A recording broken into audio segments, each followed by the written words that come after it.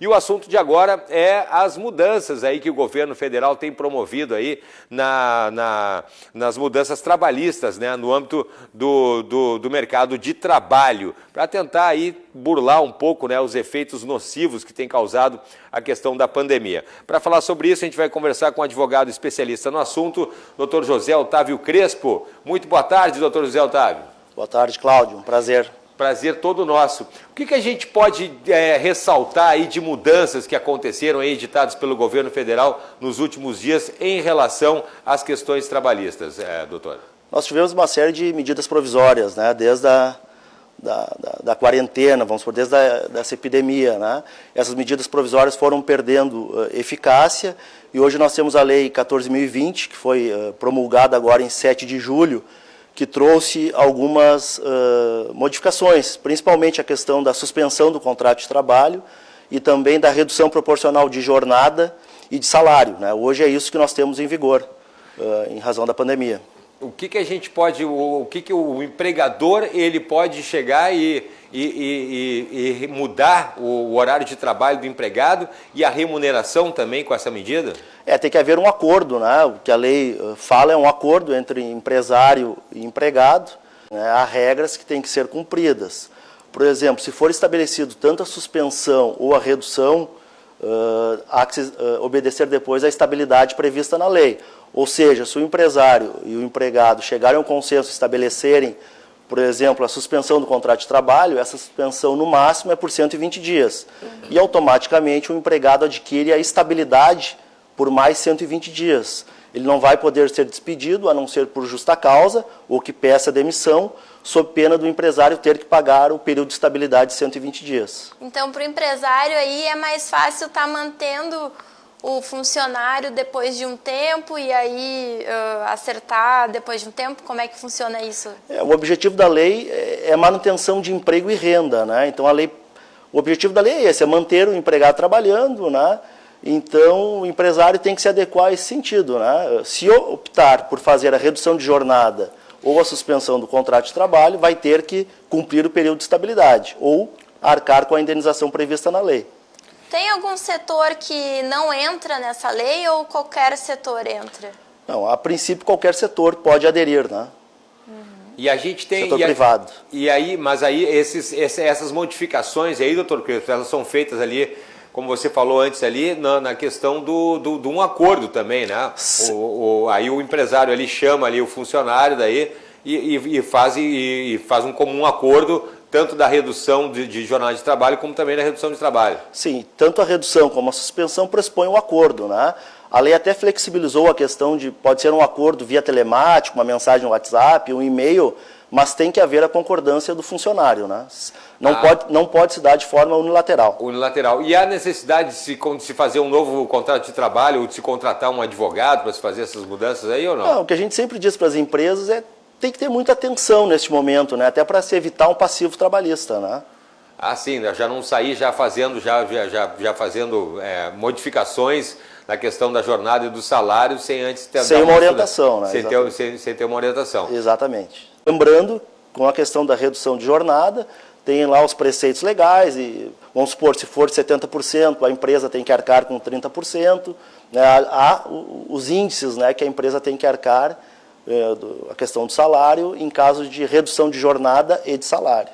E as questões, por exemplo, de fundo de garantia, as questões ali que o funcionário ganha, que isso aí são proporcionais, continuam valendo também da mesma maneira? No caso de suspensão, o contrato de trabalho está suspenso, então não há recolhimento nem previdenciários para o INSS e nem de depósitos fundiários, né? No caso de redução de jornada, vai haver um recolhimento proporcional àquilo que a empresa está recolhendo. Se for estabelecido um acordo de redução de 70%, né, 30% a empresa terá que recolher sobre a Previdência e sobre o FGTS. Suspensão de jornada e diminuição aí do salário são situações específicas de momentos que tenham calamidade ou qual outra situação que isso pode ocorrer também? Não, a lei veio especificamente em função da Covid-19.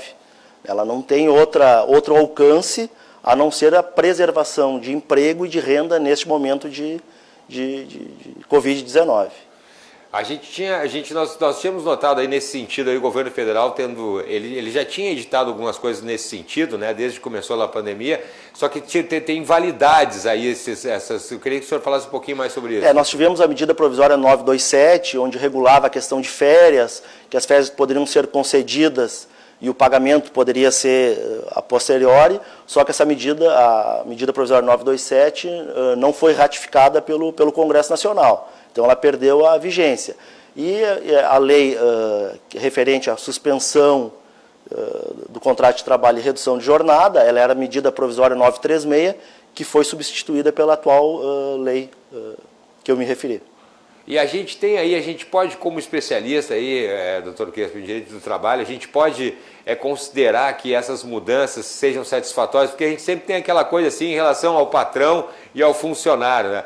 E o funcionário conseguir se adaptar a isso aí, o patrão conseguir aplicar esse tipo de mudança sem prejuízo ao funcionário, doutor? Eu acho que é um momento que tanto o patrão quanto o empregado devem preservar as suas relações, né? Relações empregatícias. Porque é um momento que o empresário vem tendo muita dificuldade, nós sabemos, né? E o empregado tem que visar a preservação do seu emprego. Então é um momento de conciliação, creio eu, que seja esse a tônica do momento, né? Porque a gente tem aqui no Brasil uma questão muito complicada, aí, segundo os empresários, a gente vê isso mesmo, sobre a questão do ônus de que você contratar alguém de uma maneira formal, que acabou ao longo dos últimos anos, levando aí uma série de escapatórias aí para os empresários, ali a questão da pessoa jurídica de um homem só, né, de um funcionário só e tal, ou então aqueles acordos assim, não, então vamos fazer o seguinte, em vez de pagar todos os encargos trabalhistas, eu repasso para ti e você faz uma pessoa jurídica, uma MEI e tal, né? A gente tem essa coisa que fica uma espécie de gato e rato aí entre patrão e funcionário, né, doutor? É que a reforma trabalhista trouxe uma flexibilização, então da questão da pessoa jurídica, né? Mas sempre há o risco, né? Por isso que a gente sempre diz, o empresário tem que se cercar de especialistas, né, de bons assessores para não deixar um passivo trabalhista, porque às vezes vai se fazer despede e contrato como pessoa jurídica, quando se vê tem um passivo trabalhista muito grande, né? Porque há regras, né, Cláudio? Para tudo há regras. Sim. Não dá para simplesmente contratar, despedir e contratar como pessoa jurídica. Mais à frente nós vamos ter um passivo trabalhista, com certeza, né? Sim. Eu me lembro que os juízes até, por exemplo, a pessoa foi funcionário de uma empresa ali para terceirizado e os juízes já não estavam dando porque aquela pessoa era contratada, mas ela cumpria das 8 ao meio-dia, das 2 às 6, como se fosse um funcionário. E não um autônomo, né? Uma empresa, um cara que vai lá só esporadicamente. Eram as famosas fraudes trabalhistas, tanto dos funcionários pseudo-cooperados, né? Aquele que emitia nota fiscal, quando na verdade ele é um funcionário e havia uma fraude previdenciária, trabalhista e fiscal. Ah, sim, tem a questão do recolhimento, claro. Exatamente. Que daí o empresário não faz o recolhimento. Exato. E a gente tem ali essa questão também que teve uma reforma trabalhista antes, agora uma das mudanças que eu me lembro bem, que foi a questão de, na hora da demissão, se não me engano, tinha a obrigatoriedade de se falar com o sindicato, né? Alguma coisa nesse sentido? A homologação. A homologação. Hoje, antigamente, funcionário com mais de um ano teria que haver necessariamente a homologação do sindicato, né? Com a reforma trabalhista foi abolida a necessidade da homologação, com exceções, né? Por exemplo, uma exceção que talvez nem todas as empresas saibam é a questão da funcionária grávida que pede demissão, né? Opa. Necessariamente tem que haver a homologação desse pedido de demissão do sindicato, sob pena depois da empresa responder, né, por uma questão de estabilidade ou de verbas trabalhistas, né? E essas questões, doutor Crespo, elas valem para quem está no mercado, ali para os funcionários, ou se requer uma atenção para quem está buscando agora uma vaga no trabalho, mercado de trabalho, vai ser empregado, está indo para uma seleção de emprego? Eu acho que vale para todos, né? Os contratos de trabalho em vigor e daqueles que estão em busca de um emprego, né? Quais são as maiores dúvidas, assim, em relação a essa questão? Quais as dúvidas maiores dos empresários? Agora, na época de pandemia, nós temos algumas. Principalmente, várias empresas fizeram a despedida com base na força maior. E aí o grande problema é que há na CLT a questão da força maior, mas a força maior exige que as empresas tenham encerrado as atividades ou a filial que o empregado trabalhava. E, na verdade, a maioria das empresas que despediu por força maior suspendeu as atividades em função dos decretos. E aí causa um grande problema, porque o empregado vai à Justiça do Trabalho e tem direito a receber a integralidade das verbas rescisórias, né, e não parte delas quando há despedida por caso de força maior. Isso é uma delas. Temos a questão de que onde houve a suspensão do contrato de trabalho ou a redução e a empresa despediu, e agora o empregado tem direito a buscar a indenização pela estabilidade. Nós temos casos de empresas que suspenderam os contratos de trabalho e continuaram exigindo o trabalho. Então nós temos uma série de dúvidas específicas agora na questão da pandemia, né? A melhor forma de prevenir isso, então, é realmente buscar uma assessoria jurídica antes, né? Para evitar o passivo, né? Porque senão o passivo trabalhista vem, não adianta fugir, né? É buscar uma assessoria para evitar problemas futuros, né?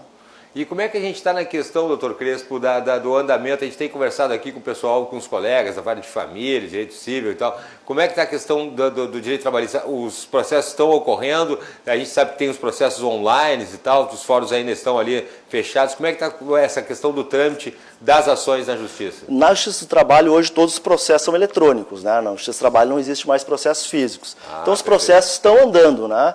Nós temos com dificuldade são as audiências, porque audiências presenciais estão suspensos, né?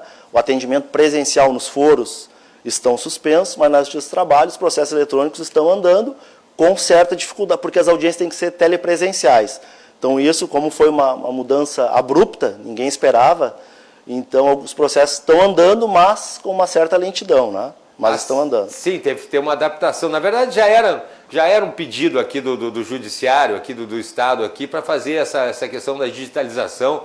E essa questão, a gente fala muito aqui, por exemplo, com presos ali de uma audiência que tinham que vir lá de Charqueadas, do interior, para falar ali. Pô, a gente pode fazer tudo isso por videoconferência. Só que isso aí já estava em andamento de uma maneira mais tímida. E agora parece que teve que ir de uma maneira mais abrupta, como você falou, né? Exatamente. Eu acho que a tendência agora, as audiências, pelo menos, na questão da Justiça do Trabalho, né? Porque normalmente são sempre duas audiências. A primeira é de tentativa de conciliação, em rito ordinário, né? E depois a de instrução. A tendência é que as audiências de conciliação sejam todas telepresenciais, até mesmo quando acabar a pandemia, né? Porque é mais prático, é mais barato, é mais rápido, né? Então a tendência é ser assim, né? Agiliza mais. Com certeza. E de uma maneira assim, analisando assim, isso pode realmente, agora a gente está num momento crítico, assim, como especialista no assunto, a gente pode ter aí com essas medidas aí do governo federal, a gente pode vislumbrar aí um atenuamento aí nessa questão do desemprego agora nesse momento de pandemia, doutor Crespo?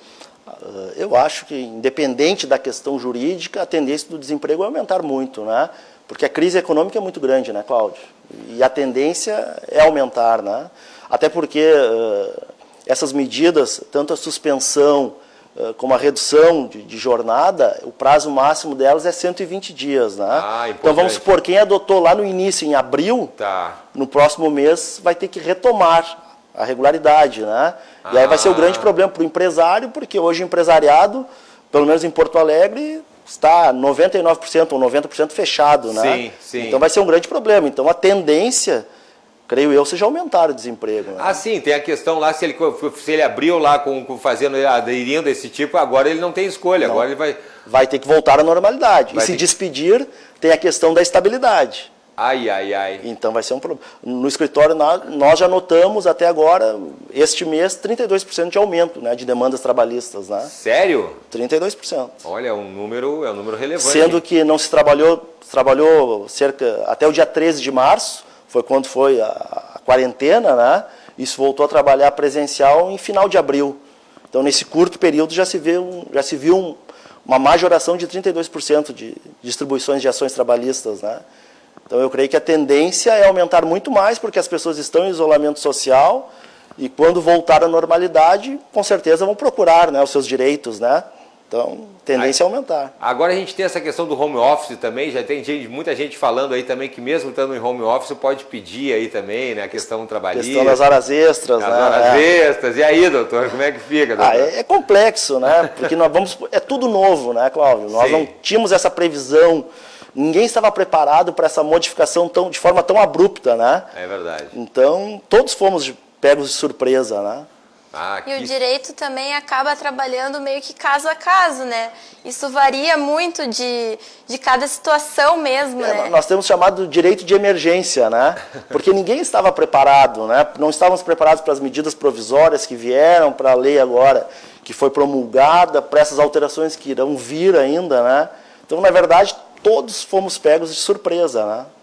E, doutor, o que a gente pode, para o pessoal que tá assistindo em casa ali agora, 16h57, o que a gente pode deixar de conselho aí para o pessoal que tá acompanhando? É sempre buscar um especialista na área, buscar um aconselhamento jurídico, né, para evitar problemas, né, tanto para o empresário quanto para o empregado, né? Não adianta. Essa é o conselho que pode se dar. E o espírito sempre de conciliação, né, porque não podemos esquecer que o empresariado está sofrendo muito com a crise, né, vai sofrer, e o empregado necessita do emprego, né? Então é um momento, creio eu, de conciliação realmente, né?